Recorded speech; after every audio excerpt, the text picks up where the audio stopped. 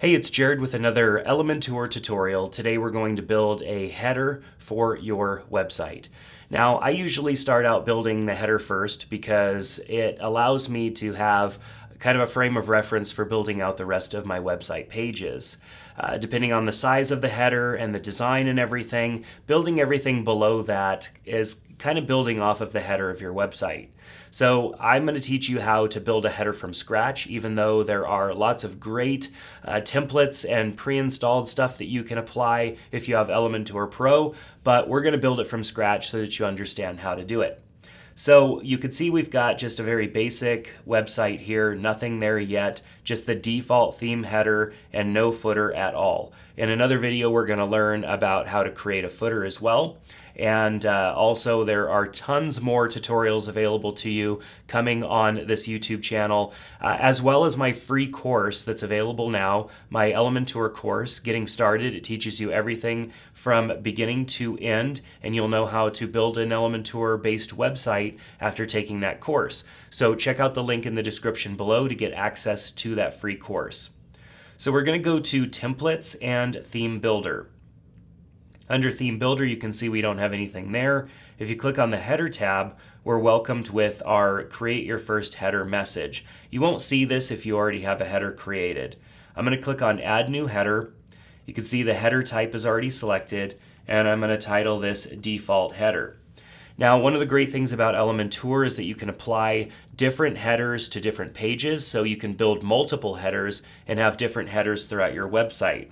Let me give you a quick example of what that looks like. On this website, stuartandjasper.com, which is an Elementor website that I built, on their homepage is a video that plays in the header. You can see there's a bar that goes across the top with some transparency. There's the logo and the menu and all that good stuff. But if you go to one of their interior pages, you get a different header. And that header is shorter. It doesn't have a video in the background, and it does have consistencies there so that people aren't too confused when they jump from one page to the next. So we're just going to create a default header that's going to be applied to our entire website. Let's click Create Template. Now here's where we have the opportunity to insert a pre-designed template from all of the ones that come with Elementor Pro, which is fantastic. This is a great way to jumpstart and a great way to just throw a header in, make some quick changes, and then you're ready to go. But I want to teach you how to build one from scratch. So we're going to click on the X, and now we're presented with our blank canvas. I can go with a full width header by selecting a full width section, or I can do a 50-50 column section, a 3 kind of a break column, or 4. I mean, we can do kind of offset columns. So there's lots of different pre-designed or presets here that we can choose from. Let's choose the full width. You can see that our column does not go all the way to the edge. We'd have to change boxed to full width in order to do that. Now, I don't like having the logo pressed all up against the side of the website, nor do I want my nav menu pressed up against the side. I want it to be inset a little bit, and so I'm going to leave things up here to boxed. Now, if I decided I wanted to go with a 50-50 split instead of this full width, I can either right-click in here and click Add New Column to add a 50 column, so now I've got 2 that are 50-50, or of course I could just delete that section and then add in a 50-50 column, which does the same thing. Now, if you have Elementor Pro, this is going to be pretty easy to set up. You have your site logo. We can just drag and drop that into this left column. Now, in order for your site logo to populate, you do have to have your site logo added to your website already. Let me show you how to do that. Go to the customizer right here. You can either go to Dashboard and under Themes go to Customize, or you can just click on Customize. And under Site Settings, some of these are going to look different, these settings, depending on the theme you're using. But usually under Site Settings, Logo and Title, you can upload the logo for your website, and then it's there and ready for you to utilize in Elementor. So I'm going to grab Site Logo and drag it in. And you can see it's quite large. It's a big image, and I don't want it to be that large.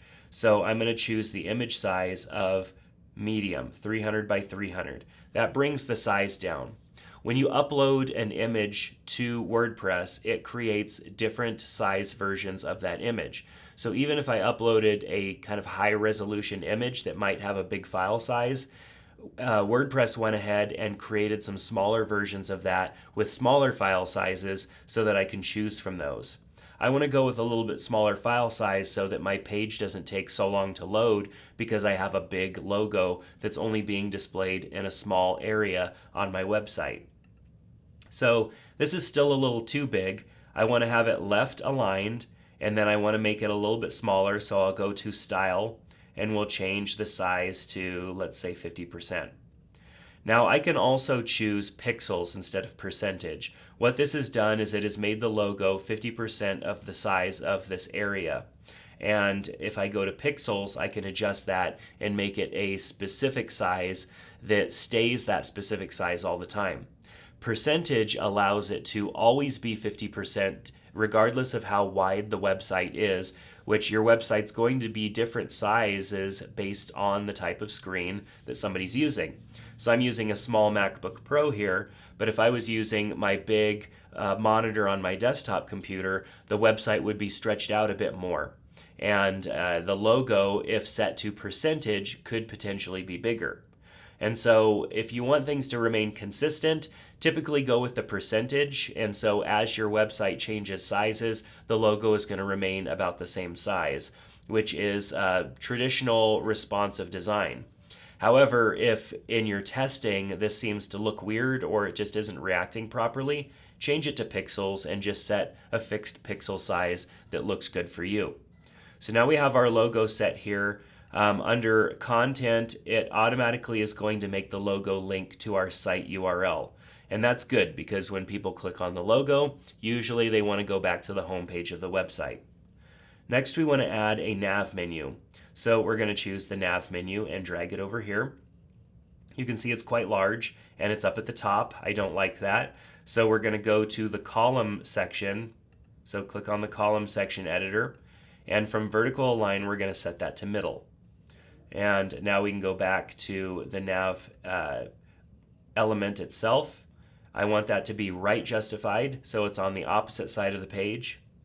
And now I need to also change the font size to something a little bit more realistic, like let's say 20 pixels. I like that. I can also change the weight, which is like how bold the font is. I could transform it, make it uppercase only, which I kind of like because my logo is uppercase.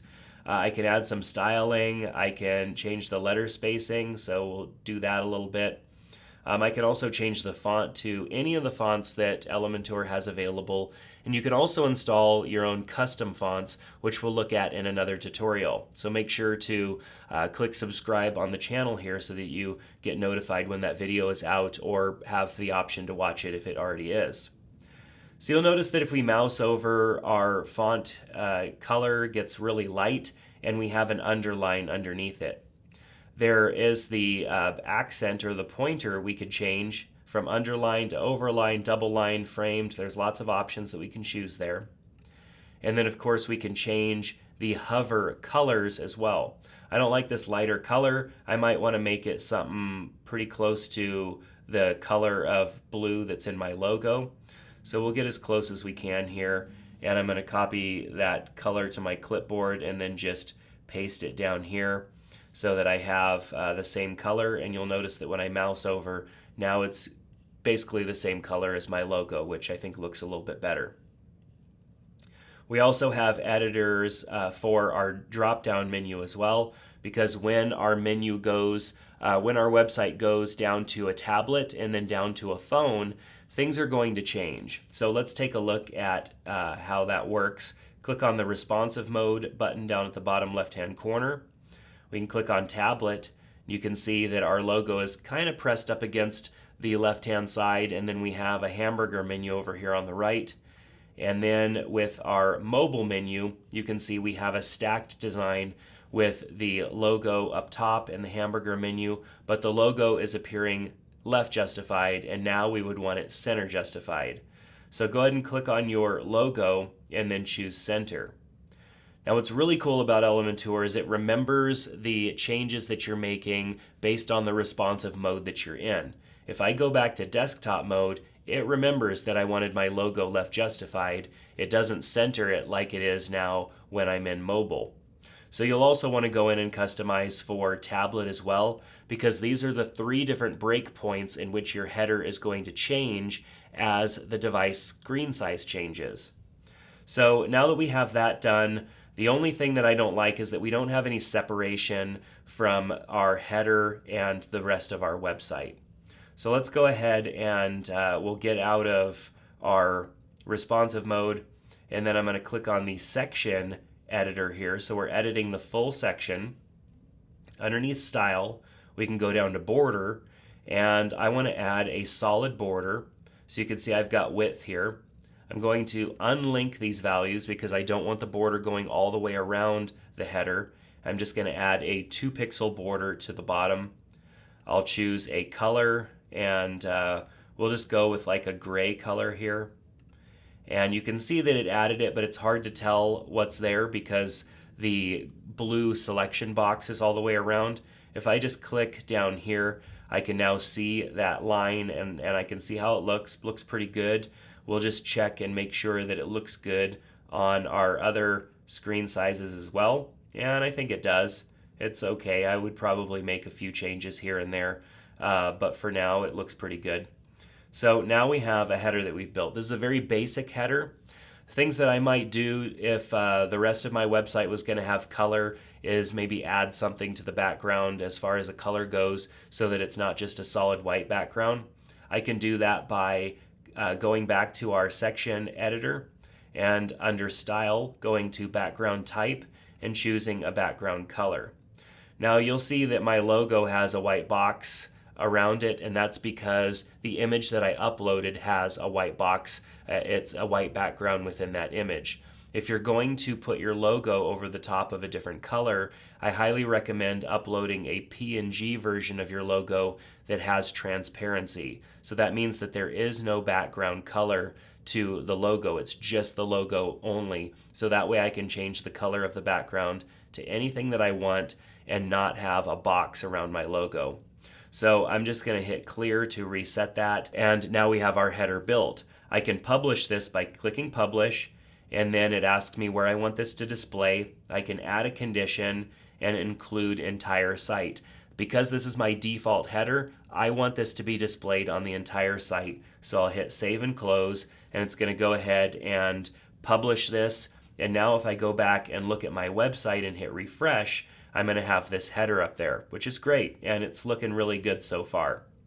Now, if you don't have Elementor Pro, I really quickly want to show you how to build out this same header using something other than Elementor Pro, just the basic standard Elementor options. So I'm going to go ahead and go back to our theme builder, and under header, we'll just go ahead and click add new, and we'll call this non-pro header and click create template.